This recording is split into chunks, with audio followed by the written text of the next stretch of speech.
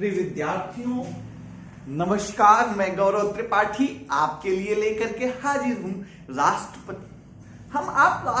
हमने आपसे अपने पुराने वीडियोज में राष्ट्रपति की नियुक्ति, राष्ट्रपति के निर्वाचन की प्रक्रिया, राष्ट्रपति की अर्हता, इन सब विषयों की परिचर्चा किया।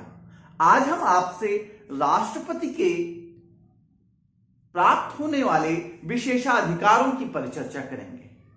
प्रिय साथियों, प्रिय विद्यार्थियों, आप जब राष्ट्रपति के विशेषाधिकार की बात करते हैं, राष्ट्रपति को प्राप्त संरक्षण की परिचर्चा करते हैं, तो हमें भारतीय संविधान के अनुच्छेद 361 को देखना पड़ता है। संविधान का अनुच्छेद 361 कहता है, क्या कहता है कि राष्ट्रपति, राज्यपाल और राज्य प्रमुखों का संरक्षण, किसके किसके संरक्षण की बात करता है? राष्ट्रपति के संरक्षण की बात करता है, राज्यपाल के संरक्षण की बात करता है और राज्य प्रमुखों के संरक्षण की बात करता है। लेकिन राज्य पुनर्गठन आयोग ने राज्य प्रमुख शब्द को हटाने के लिए सिफारिश कर दिया। किसने सिफारिश किया? राज्य पुनर्गठन आयोग ने। परिणाम क्या हुआ? अब ये हो गया 361 राष्ट्रपति और राज्यपाल का संरक्षण। इतनी बात आपको समझ में आई कि राष्ट्रपति को संरक्षण कहां से मिला है, विशेषाधिकार कहां से मिला है? आर्टिकल 361 से। 361 का एक कहता है, 361 शब्द आर्टिकल एक कहता है कि किसी कार्य के लिए राष्ट्रपति यानी राष्ट्रपति अपने कोनो काम के लिए, अपने कोनो कृत्य के लिए न्यायालय में उत्तरदायी नहीं है। ठीक? क्या राष्ट्रपति किसी कार्य के लिए न्यायालय में उत्तरदायी नहीं है? पहला संरक्षण। दूसरा क्या है? अपने पदावधि के दौरान, कहा जब वो काम कर रहा है, जिस अवधि में वो काम कर रहा है, पदावधि का मतलब जिस टाइम वो काम करता है, जैसे कोई 5 साल का है पदावधि, इस 5 साल के दौरान, पदावधि के दौरान न्यायालय में कोई भी दंड देने वाली कार्यवाही न तो दाखिल की जा सकती है, और यदि कोई दाखिल है दंड देने वाली कार्यवाही तो चालू नहीं रहेगी। जब तक वो पद पर है तब तक उस पर रोक रहेगी। क्या मतलब है कि पदावधि के दौरान, पद पे रहने के दौरान न्यायालय में कोई दंड देने वाली कार्रवाई ना तो दाखिल की जा सकती है और ना ही चालू रखी जा सकती। चालू रखने मतलब यानी कि पहले से दाखिल है लेकिन उसको कंटिन्यू नहीं रखा जा सकता। कब तक? जब तक वो राष्ट्रपति है।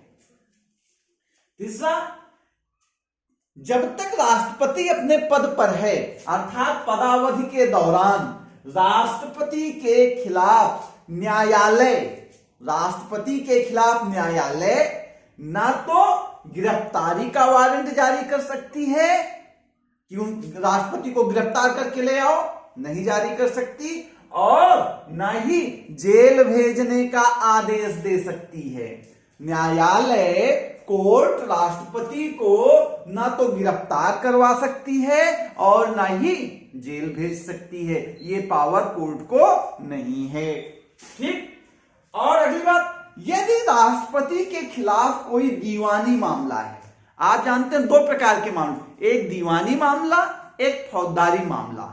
फौजदारी मामले में आता है जिसमें मारपीट हो, गाली गलौज, किसी प्रकार से आप आहत हो, यानी कि शरीर को क्षति पहुंचे, स्वाभिमान को क्षति पहुंचे, तो फौजदारी। और दीवानी में जिसमें रुपया, पैसा, धन दौलत, संपत्ति का मुकदमा हो, तो राष्ट्रपति का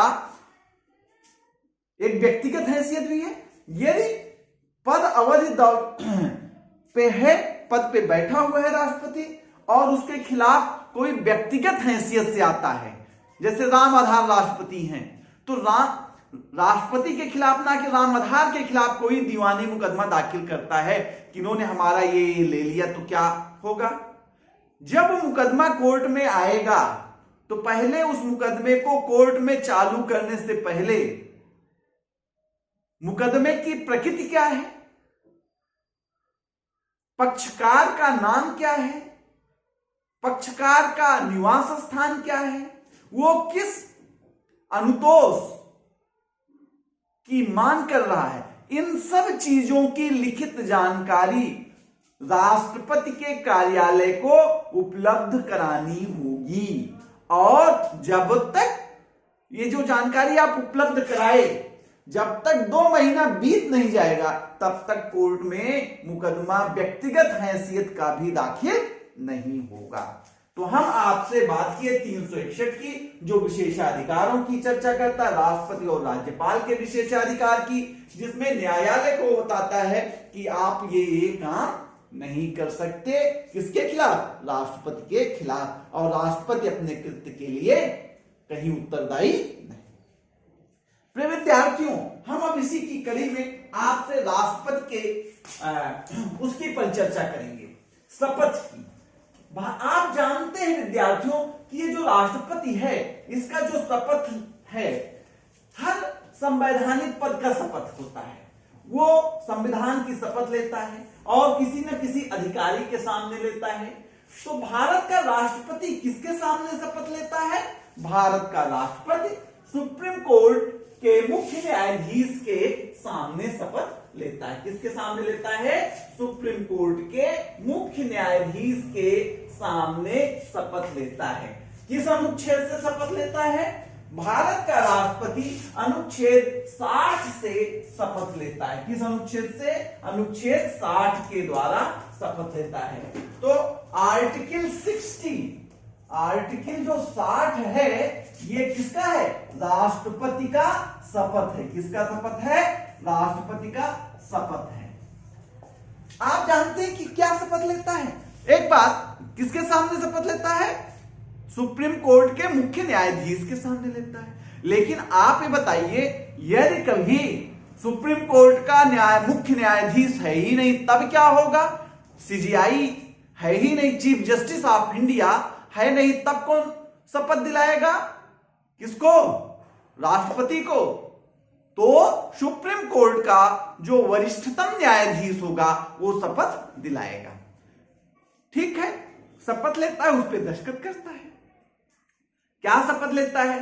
कहता है कि मैं अमुक ईश्वर की शपथ लेता हूं, मैं अमुक ईश्वर की शपथ लेता हूं कि मैं श्रद्धापूर्वक भारत के राष्ट्रपति के पद का कर्तव्य पालन करूंगा। क्या शपथ लेता है? एक तो लेता है कर्तव्य पालन का। किसका लेता है? कर्तव्य पालन का शपथ लेता है। कहता है कि मैं राष्ट्रपति के पद का जो कर्तव्य है उसका पालन करूंगा। और कहता है कि मैं अपनी पूरी योग्यता से संविधान और विधि का संरक्षण करूंगा। दूसरा क्या शपथ लेता है? संविधान और विधि के संरक्षण की शपथ लेता है। विधि का संरक्षण की शपथ